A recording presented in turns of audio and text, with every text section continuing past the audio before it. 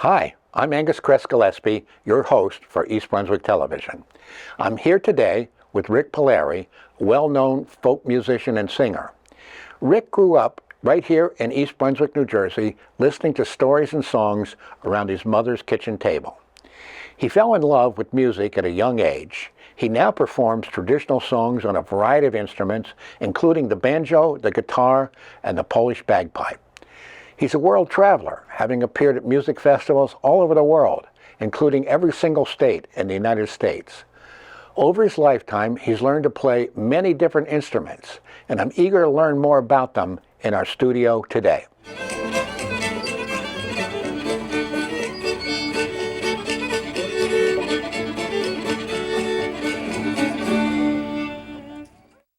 Rik, what do you like most about playing music? You know, I like the fact that no matter where we can go in the world, that we can hum a song and somebody can join in. You know, there are so many songs, especially, even though it's not folk music, and I love folk music, but you know, you hum a Beatles song and it doesn't matter what language people speak, they're nodding their head and they're smiling because we know that the music brings people together. And it is the bridge that helps us build understanding. So in this time, as we know, where the country is so divided, music is that bridge where we don't have to talk politics all the time. We can play music together. We can share some food together. And we can start that process of trying to build, as you know, a better world by using it as a tool. What inspired you to start playing music in the first place? Well, you know, my mom was from Poland, and so she liked to listen to a lot of, she liked Harry Belafonte. She would listen to Harry Belafonte, and she would listen to Ray Charles, and she would listen to a lot of those kinds of records. My grandmother, my father's side, was a big country western fan. So she would listen to, oh gosh, all kinds of Wolverton Mountain and those kind of songs, songs that I love so much. And so I was always, you know, enjoying music. And so I felt that the music was inside me. I just didn't know how to bring it out. And can you describe the creative process when you're writing your own original material? Well, you know, that's a whole different type of thing, because when you do that, you know, it takes over. It takes, you know, if you're writing, or you know, some songs, you know, they just, you know, you write them like you write a paper. You know, you just write words. There are other times where a song possesses you. They call it the muse, right? The muse visits you and gets inside of you, and that's when you try to you know. Can you hand me the guitar, Angus? Sure. I'll give you a little idea. All right. So we had talked about earlier that my first experience with Pete Seeger was over at the Douglas Chapel. Right. And how that really transformed me. And there was something about that moment where my life changed. And I was out doing these school tours. I spent many years out on the road traveling, at that time in my VW bus. I played in all the lower 48 states. Every state I played in schools. They have 4 shows, 4 schools a day. Wow. And I'd be sleeping in my camper, my Volkswagen camper, with my dog, Koza. And we were visiting, and we were out in, let me turn back the page. This was even before that. This was my first trip out there, and I was driving a VW Rabbit car. Oh my goodness. You remember those? Yeah. And it was a diesel. So you would get incredible gas mileage with that diesel. And the only problem was that you had to go to a truck stop to get the diesel. They didn't have a separate pump back then. This is a long time ago.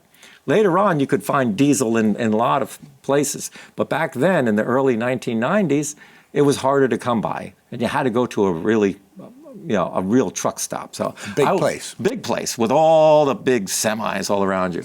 And so I was there. I pulled up to get some diesel, and I walked in, and I went to go pay for the fuel.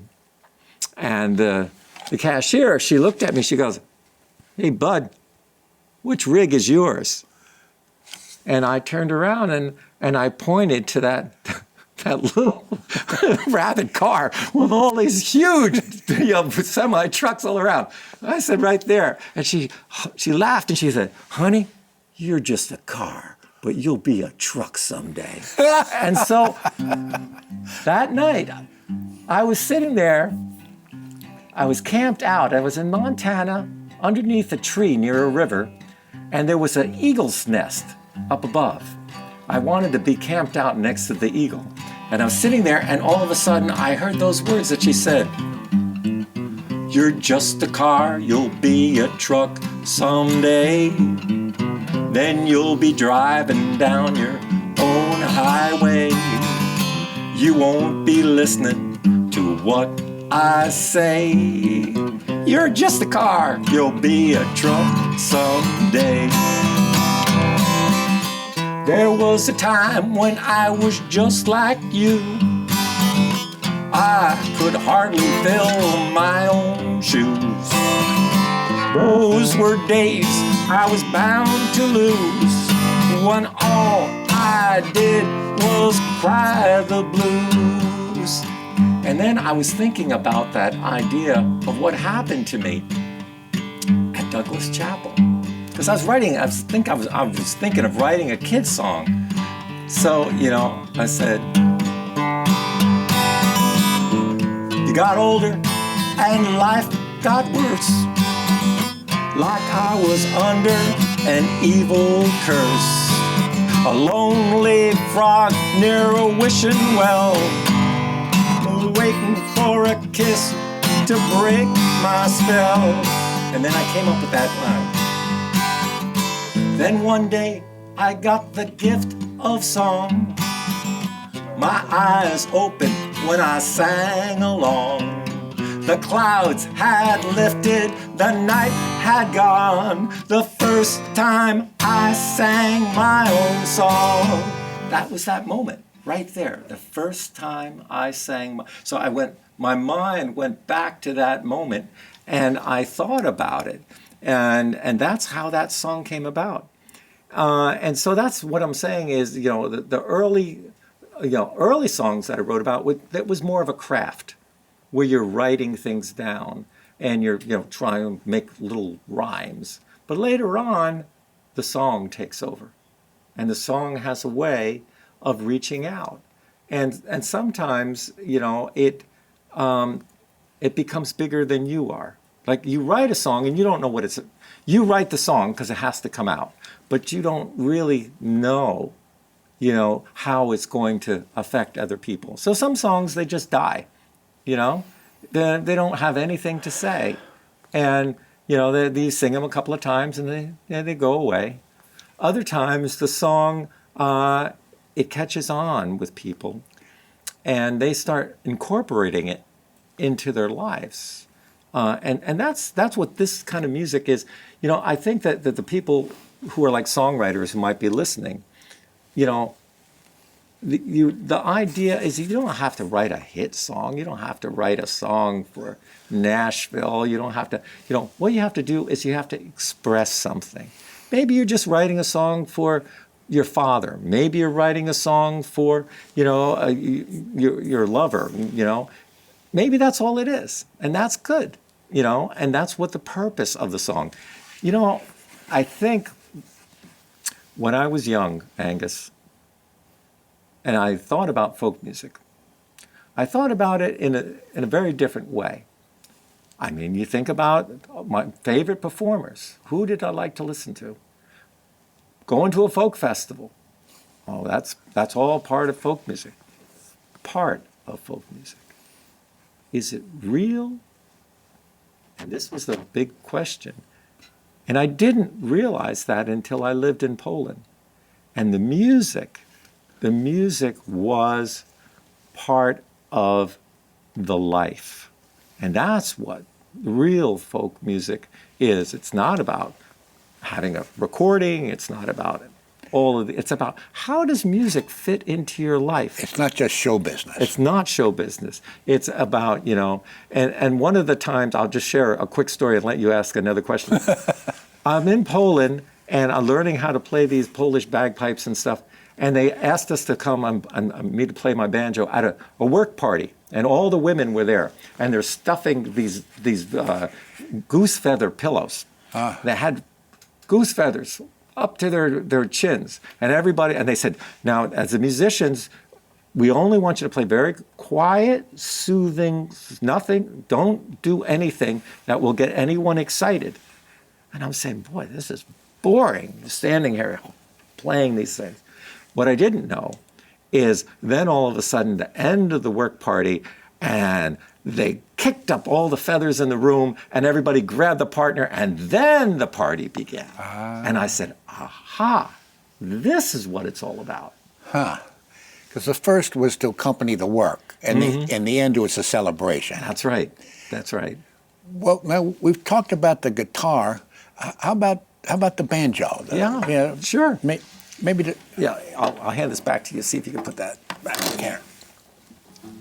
So this is my old banjo that I saved my lunch money for. Well, that has a long neck. It has a very long neck, and that was the 3 extra frets that Pete Seeger added to it, so that he could sing in different keys. And you could see this would be the normal length of the banjo. And it's beautiful with that mother of pearl. Yeah, well, I did that myself. There was a friend who knew how to put pearl in, and I was a young kid at the time, and I was making a statement of sorts of having this banjo come to life. It started out as a very plain banjo. You were proud of it. Yeah, well, it's always been by my side. It's always been right there. And, in the early days, Angus, there was only a few banjo books. There was Pete's banjo book, and I think that there was Earl Scruggs' banjo book when I first started. That was it. And you have a book, The Banjo Man. And I have the book of Banjo Man, but it's not necessarily an instruction book. But the thing was that in the old days, you didn't just pick up the instrument just by reading a book. You had to go and find people. You had to find people who could play it, and that's how you would learn. You didn't learn on YouTube. No, there was no YouTube. There was no videos. There was records. You could slow down the records with your thumb and try to learn it. But the best way is if you could meet somebody. Now, years ago, when I was still in high school, I was just learning how to play the banjo, and I had Pete's book, and I was learning a couple of songs, and I had heard about this place called Albert's Cabin.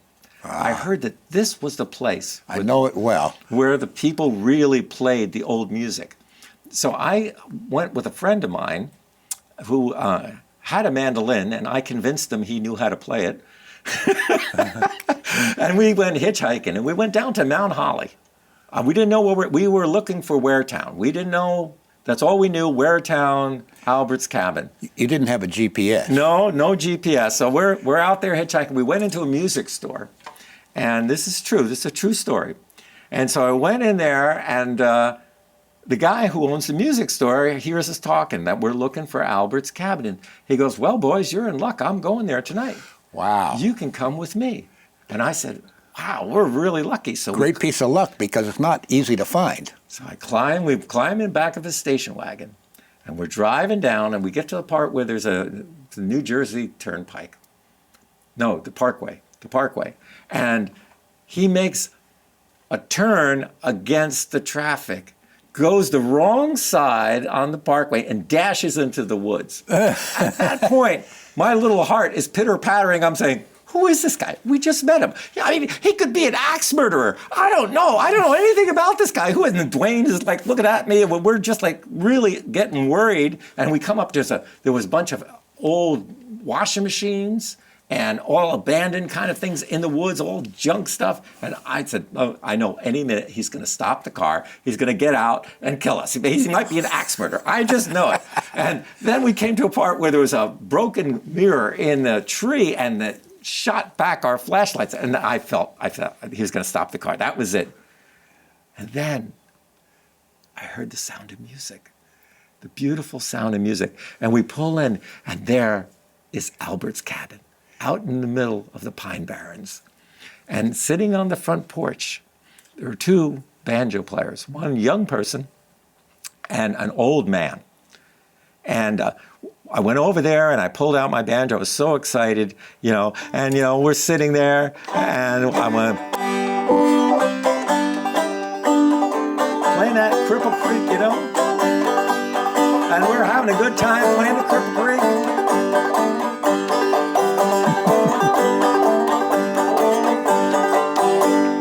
And the old guy goes, "Hi, my name's Sam Hunt. I've been living here in the Pine Barrens all my life. Oh, I make banjos. I send them all over the world. People have my banjos all over the world. I have wood. I put it underneath my bathtub. If you come over to my house, I'll show you all the wood that I have on my banjos." He talked fast and furious. I never heard anyone talk like he did. He said, "My name's Sam Hunt. Now we're going to play the old Joe Clark. You know that one?" I said, I saw it in the book, but I didn't get a chance to learn it. And Sam got quiet. He said, "Well, I'm going to teach it to you right now." I said, "Take your finger, slide it down the second string from the second fret to the third." He said, "Can you do that?" I said, "Yeah." He said, "Good." He said, "Now put one finger behind the other on the first string, on the third fret and the second fret, and pluck it like this." "Can you do that?" I said, "Yeah." He said, "Put them together." "Oh, now hit the string open." "Good." "Now put a finger on the second fret, the second string, first fret. Now hit the open second string." "Can you do that?" I said, "Yeah." He said, "Now put it together." He said, "Can you do it again? But this time, just hit the first string." "Do it again." "Now hit the third string, second fret of the third fret of the fourth, and open." He said, "Can you do that?" I said, "Yeah." He said, "Try it, put it together."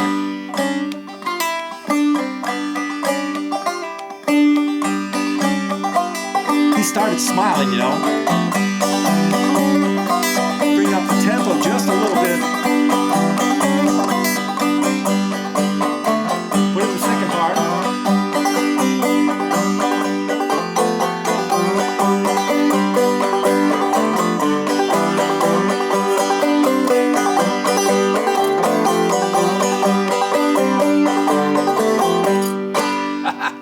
And that's where I learned old Joe Clark. Yeah. Well, I wanted to share with you, I think we both benefited from knowing Sam Hunt. I mean, just like you learned about the song, I learned about the boat building. And the guy had many talents. That's right. And Barnegat, what was it called? Barnegat the duck? Oh, yeah, the sneak box. Snake box, that's which, it. That's which it. is for sneaking up on the ducks. Right. And the Garvey, which is a bigger boat, Right. which is used for the clamming. And we brought him frequently to the folk festival here in New Brunswick. Yeah. Well, he became a wonderful friend. Yeah. Well, how about the 12-string guitar? Oh, now this guitar is a guitar that was made by Bruce Taylor, and what Bruce did, Pete Seeger used to play a guitar like this. It has a very rich sound. Yeah, he wanted to have.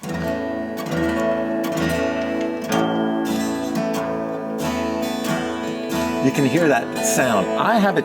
Pete would tune his super low. It's very, very deep and Right. powerful. And you can hear that sound because he loved Leadbelly.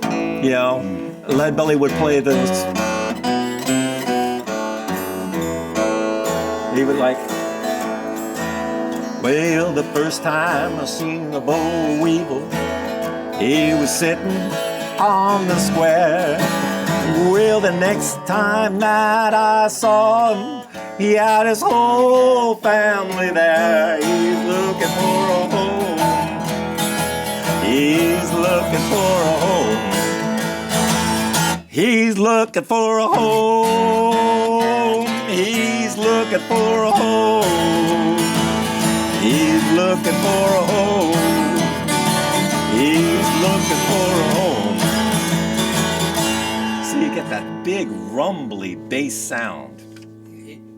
It's deep. It really is. Yeah, yeah. It's a very deep sound.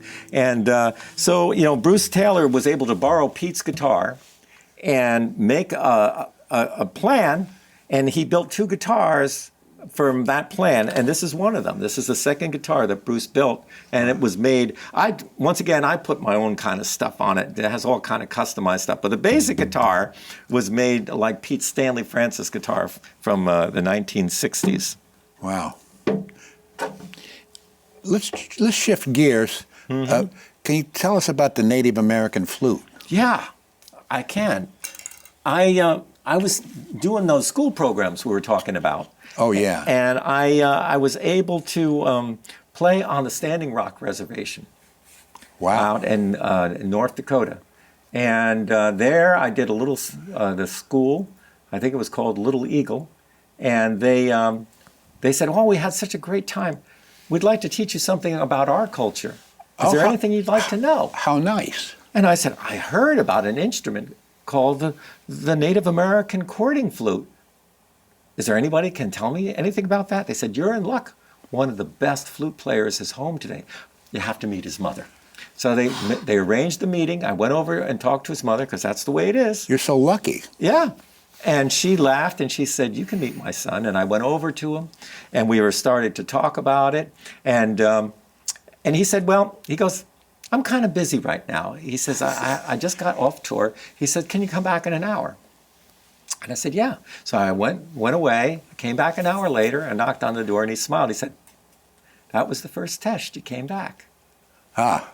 And he said, now, he goes, I want to know, are you willing to sit through a traditional sweat lodge with me and my family? And we'll sit in the sweat lodge and we'll pray together. And then, if you want to play the flute, we if can you talk passed the about test. that. Yeah, And so we went and we did this sweat lodge ceremony together, and it was magical. It was a magical. You can't, traditionally you're not supposed to talk about it, but let me tell you folks, if you ever get a chance to do it, it's pretty wild.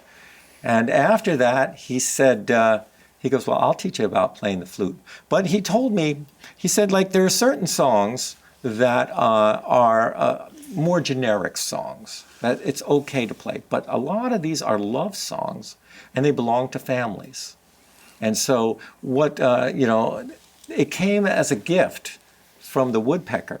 And that's why some of the flutes have a woodpecker's head on it. You see that? It looks like a woodpecker. And they tell this story that Kevin told me. He said there was a young boy who was in love with a girl, but he was very shy.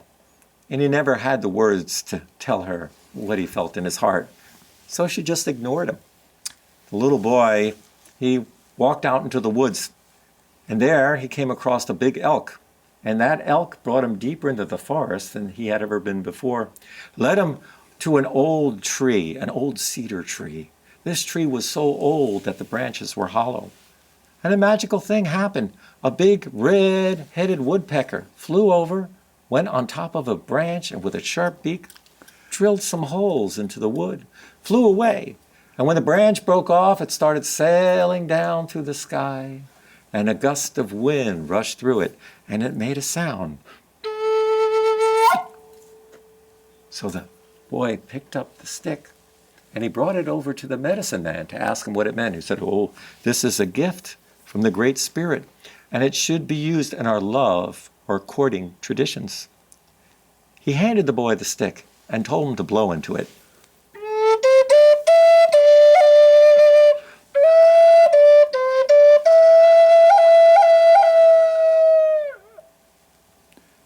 All the people stopped what they were doing, and they all started to come and listen to the sound.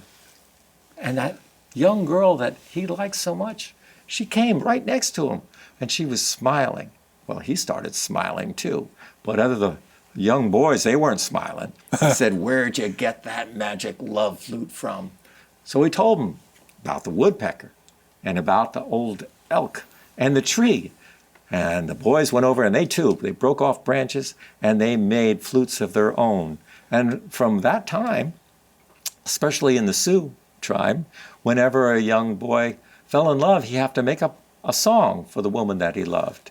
And if she liked it, that meant she liked him. It's a Lakota tradition. That's right. Yeah. How does it differ from the Polish flute? Oh, well, I have a Polish flute that's very different here. This is called a puszczelka. Now, the puszczelka, once again, when I lived in Poland in 1984, everything was rationed. We're under communism, everything was rationed. And you could, like, for an instrument, you could only get a high E string for your guitar. No other string was available. And so musically, it was challenging. But my teacher, Yusuf Broda, who I studied with, he said, you don't need money to make music. Music is part of life. Yeah. And he brought a branch. We went out into the woods. We brought the branch home. And he had one of those old-fashioned hand drills. You remember those? Yeah. You kind of turn it and turn it. It took quite a while. You get all the way through the wood. You put a cap over here and one little hole here. And then you don't have any finger holes. These are just decorative holes here. You use your finger. And you blow into it. You get...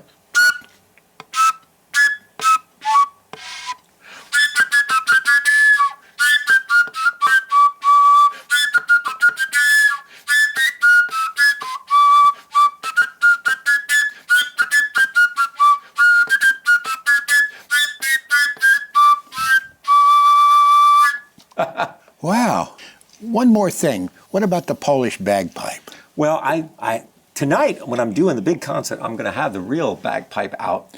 This is... It's very small. Yeah, this is just a practice bagpipe. Oh, okay. This one is called a shoshenki.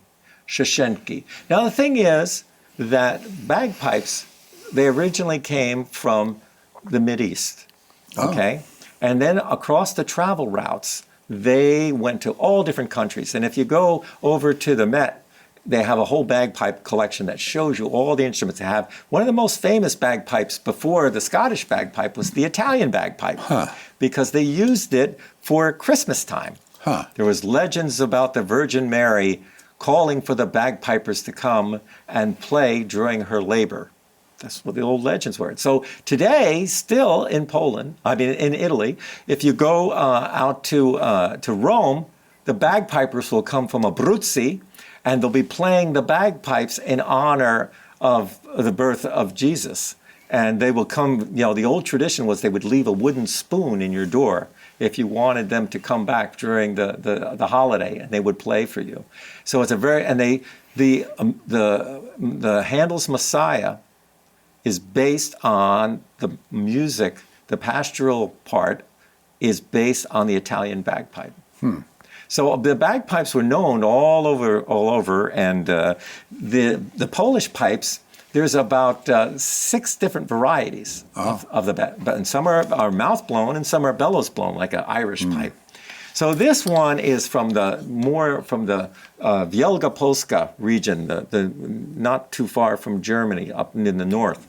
And as you can see, it has a little goat on it. Yeah. And that's to remind you, usually when you see the big full bagpipe that I'll be playing tonight, that it has a goat bag with all the hair on it. And some of them, and I have a few of them that actually have these goat heads on it, and it's to remind you of the spirit of the animal. And this shoshenki is just what a young boy, if they were learning how to play, would learn some of the fingering. So this is the chanter, like you would play on the real, but it's actually the real full-size chanter of the bagpipe as it would be played in that region.